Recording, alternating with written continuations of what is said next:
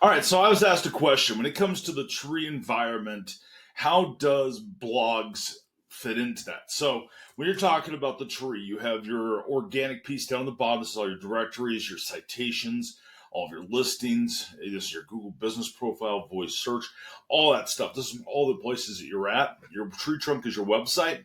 This is where your pillar content is, your SEO, and all your city pages, anything that's going to be important, your pricing, your checkouts, depends on what kind of website you are. And then you have your canopy at the top. Part of that is your SEO and your blog section. So you have your blogs piece in there. And the reason why the blogs piece sits up there, well, you have blogs, you have social media, you might have video marketing, you might have any of that. So you have all this stuff that's up inside of your canopy. You don't want your blog. The question comes across of why don't you put the blog inside of the main header section on a website? Well, the blog is a secondary piece. So blogs are treated as an SEO tool. They're generated for information for somebody inside of the buying cycle of what they're looking for. So when they come in and they're looking to be able to buy, they're not going to come to your homepage and then they're going to go read about your product inside of a blog and look through all your blog posts. Nobody cares. What the blog is for somebody to be able to read more information. So how we use it for like our own and how we recommend a lot of our clients to you, our members to use it, is create a video. That video now goes up onto YouTube. That video now goes out to social media. Send them to the blog post that has that YouTube video embedded inside of it. So you put that YouTube video at the very top.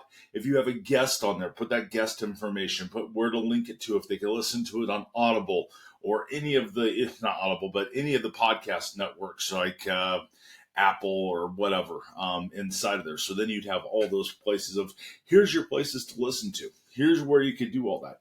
So now you just created a blog, you have a transcript, you have all this stuff all lined up about that blog. Okay, that's going to give you SEO. So somebody searches something that makes sense inside of a search engine, you're going to have a ranking for possibly that video.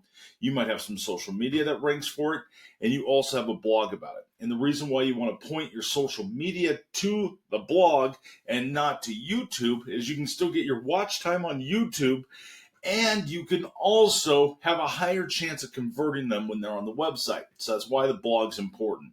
And this is where everything inside of your entire SEO, entire strategy for marketing starts to connect together, because every little piece and how you be able to direct them through the buying process or learning more about your process, and the more you control inside of that scenario, the more leads you're going to get, the more conversions you're going to get, and the more opportunities you're going to have. So if you had a social media post and you happen to send it over to YouTube and you didn't send it to your blog, they then would have to figure out, how do I go from YouTube over to buy the product?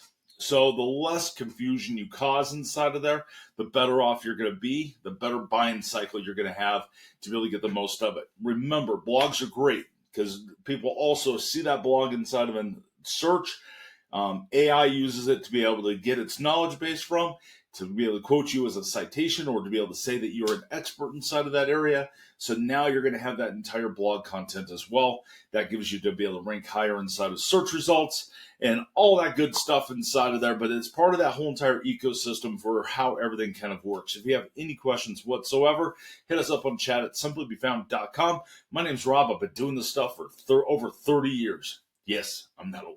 So over 30 years doing this, and it has changed a lot since the very first days of having a blog. I remember the days when we used to put it up inside of there, put it down in your junk drawer. Your junk drawer is your footer of a website. That's where everything goes that you don't necessarily want to be able to control inside that buying cycle. If you have any questions, let us know. Thanks for watching.